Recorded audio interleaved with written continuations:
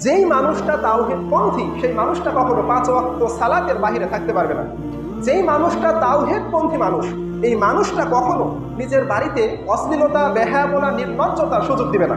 যেই মানুষটা তাওহীদপন্থী মানুষ, এই মানুষটা কখনো টাকনুর নিচে কাপড় পরতে পারবে না।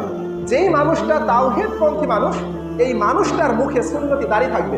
যেই মানুষটা তাওহীদপন্থী মানুষ, এই মানুষটা বাড়িতে ঢুকে সালাম দিবে। যেই মানুষটা তাওহীদপন্থী মানুষ, এই মানুষটার বউ অন্য পুরুষের সাথে হাসি মুখে কথা বলতে পারে না। যেই মানুষটা তাওহীদপন্থী মানুষ, এই মানুষের ছেলেমেয়েরা 5 ওয়াক্ত সালাতের বাহিরে থাকতে পারে না, এবং তার মেয়েরা অশ্লীলতা, বেহায়াপনা, নির্লজ্জভাবে ঘুরে ফিরে বেড়াতে পারবে না। কোন মানুষগুলো? যারা তাওহীদপন্থী যুবক। তাওহীদপন্থী যুবক মানে কি? একমাত্র আল্লাহর সন্তুষ্টির জন্য যারা দুনিয়াতে সমস্ত হুকুম আহকাম পালন করছে কার? আল্লাহর। আর সমস্ত বাতিলপন্থীদেরকে অ্যাভয়েড করে চলে, এড়িয়ে চলে, এই মানুষগুলোই হচ্ছে আল্লাহর জমিনে তাওহীদপন্থী যুবক।